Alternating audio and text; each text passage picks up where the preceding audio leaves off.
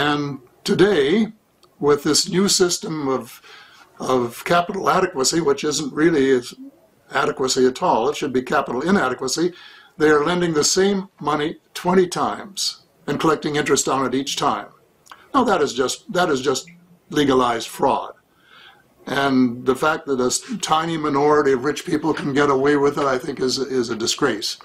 So I've been saying we have to reduce that ratio of 20 to 1 to, say, 3 to 1, and reduce the amount of the proportion of money that banks create from nearly a monopoly to, I'm suggesting, 2/3, so that governments who own the patent on behalf of the people can print 1/3 of the money, 34% is the figure that I use in the book, and use that to balance their budgets and pay for health care and pay for the transition from an oil economy to something that would save the world from global warming, and do other things that are essential, you know, like providing basic food and shelter for people all over the world and giving the poor people a bit of a break.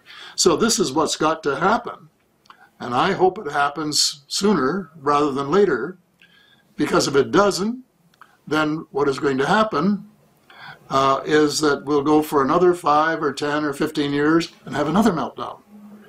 And a few more million people will lose their jobs and their houses and their businesses.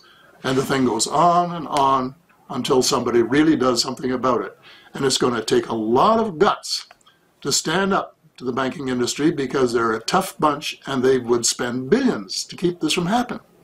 But at the same time, it would be the greatest service to mankind that any leader or group of leaders could do. And I just hope and pray that they will get at it, try and understand how the system works, which very few people do, but which you can learn in a few hours, and then make the change and give the world a break. You have said in the beginning of the book that we are hell-bent on destruction, and you have also delineated a lot of the crisis in the planet, including the UFO cover-up and the economic problem and the spiritual problem that we do not accept each other and are still warring about this. If you were to give a message to the young people, a legacy that you wanted to leave, something that would help them change the status quo and enter this new world as you and I look at it, what would be your advice on a very basic level? My advice to the young people of the world would be, it has to start with individuals. I used to describe this sort of thing like a beach. If the majority of the grains of sand on the beach are clean, it will look beautiful, golden, and be very hospitable.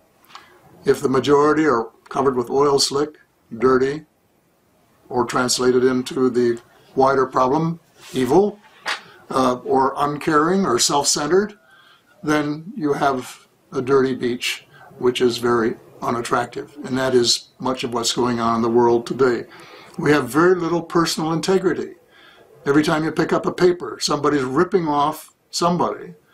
The government officials are ripping off the people, or some people are trying to rip off the government by not paying their taxes or something, to show that they're going in the opposite way to what we have to go. But this has to start with individual people, and it has to come from the bottom up, not from the top down, although I must say that, you know, good leadership is very important, and if you can get somebody with high moral and ethical standards at the top, this will rub off on some of the younger people. But basically, the young people have to change the world one at a time, individually, and try to make their motto to leave the world in a little better place than when they found it. And if everyone does that, they'll plant a tree or two, or pick up a can or two, or do whatever is necessary, donate $1 or $2 for somebody else that's in worse situation than they are. And then, if enough people do that, they will then put the political pressure on the leaders to make the macro changes. that are essential to change the monetary system and to stop global warming and to do the other things that have to be done to, in effect, save the world.